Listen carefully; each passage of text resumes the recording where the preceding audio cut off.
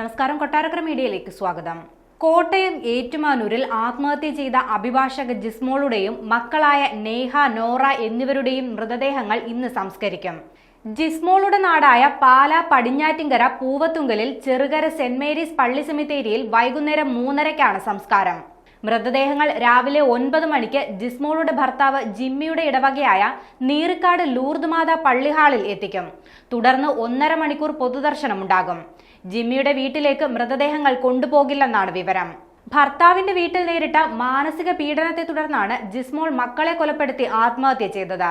ഇതേ തുടർന്നാണ് ജിമ്മിയുടെ നാട്ടിലേക്ക് മൃതദേഹങ്ങൾ കൊണ്ടുവരില്ലെന്നും അവിടുത്തെ പള്ളിയിൽ സംസ്കാരം നടത്തില്ലെന്നുമുള്ള നിലപാടിലേക്ക് ജിസ്മോളുടെ കുടുംബം എത്തിയത്.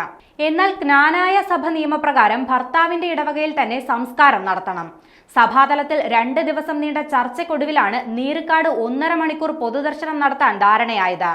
പൊതുദർശനത്തിന് ശേഷം ഉടൻ തന്നെ മൃതദേഹങ്ങൾ പാലായിലേക്ക് കൊണ്ടുപോകും. ജിസ്മോളുടെയും മക്കളുടെയും മൃതദേഹം നിലവിൽ പാലായിലെ സ്വകാര്യ ആശുപത്രി മോർച്ചറിയിൽ സൂക്ഷിച്ചിരിക്കുകയാണ്.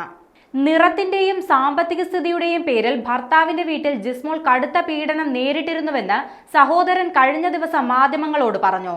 ഈ വിവരങ്ങൾ ജിസ്മോളുടെ അച്ഛനും സഹോദരനും ഏറ്റുമാനൂർ പോലീസിൽ മൊഴി നൽകിയിട്ടുണ്ട്. മരിക്കുന്നതിന് 2 ദിവസം മുൻപ് ജിസ്മോളെ ഫോണിൽ ബന്ധപ്പെടാൻ കഴിഞ്ഞിരുന്നില്ലെന്നും ഇവർ പോലീസിനോട് വെളിപ്പെടുത്തി.